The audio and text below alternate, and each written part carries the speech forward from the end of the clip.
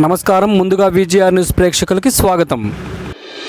తిరుపతి జిల్లా వెంకటగిరి పట్టణంలోని విశ్వోదయ జూనియర్ కళాశాల ఆవరణంలో ఓపెన్ జిమ్కు ఎమ్మెల్యే కురుగుండ్ల రామకృష్ణ భూమి పూజ కార్యక్రమాన్ని చేపట్టారు.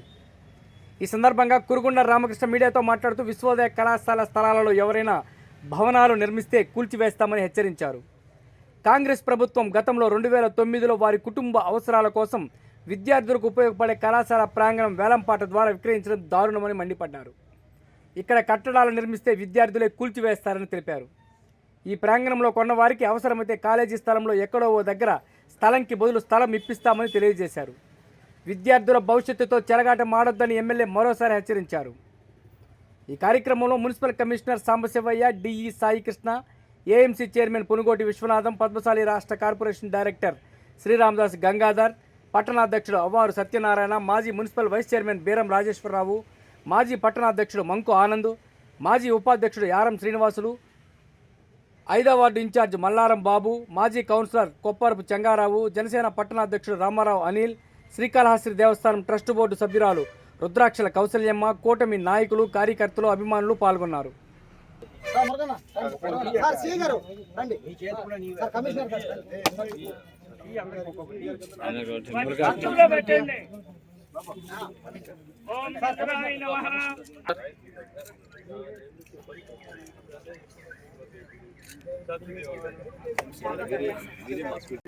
విశ్వోదయ గవర్నమెంట్ ప్రభుత్వ జూనియర్ కళాశాలలో ఇక్కడ ఉన్నటువంటి మున్సిపాలిటీ పరిధిలో అందరూ కూడా పెద్దవాళ్ళు కానీ అన్ని రకాల వాళ్ళు వచ్చి ఇక్కడ వాకింగ్ చేయడం, వ్యాయామాలు చేయడం ఇవన్నీ జరుగుతూ ఉంటుంది.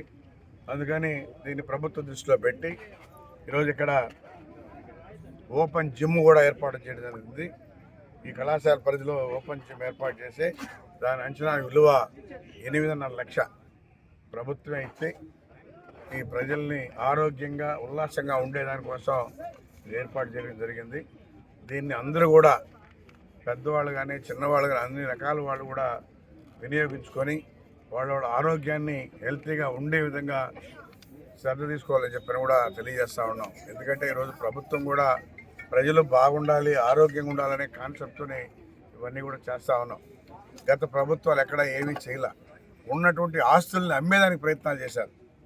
2009లో ఇదే కాలేజీ గ్రౌండ్ని ఎంతోమంది పిల్లలు చదువుకున్నారు. ఇక్కడ ఈ గ్రౌండ్ను కూడా అమ్మేదానికి వేలంపాటలు పెట్టారు. మరి పెట్టేవాళ్ళకన్నా తెలివి ఉండాలా, పాడినోళ్ళకన్నా ఉండాలి. ఏదో వచ్చేసిందని చెప్పి దోసుకునే దానికి కాకుండా వాళ్ళ బిడ్డలు కూడా ఇక్కడ చదువుకునే వాళ్ళు ఉంటారు. అరే ఇది కాలేజీ గ్రౌండ్ టౌన్లో ఉంది, ఇది మనం తీసుకోవచ్చా తీసుకోవద్దని ఒకసారి ఆలోచించాలి. వాళ్ళ కుటుంబ స్వార్థం కోసం దీన్ని వేలంపాట్లో పాడుకొని ఈ గ్రౌండ్ కూడా లేకుండా చేయాలని చెప్పి చూశారు. అయితే దీన్ని 2009లోనే అడ్డుకట్ట వేసి ఆపేశాం. మళ్ళా 2 రోజుల క్రితం వచ్చి గడ్డపాలు పెట్టి నడి సెంటర్లో మళ్ళీ దాన్ని మా ప్లాట్ ఉన్నాయని చెప్పని కూడా అడగడం జరిగింది. మొన్న కూడా అడ్డుకట్ట వేసి తీసేయడం జరిగింది. ఒకటే వాళ్ళకి తెలియజేస్తూ ఉన్నాం, మీరు మధ్యలో కట్టాలనుకుంటే పిల్లలు అమ్ముగా ఉండరు, మీరు బిల్డింగ్ కట్టా కానీ కూల్చేస్తారు.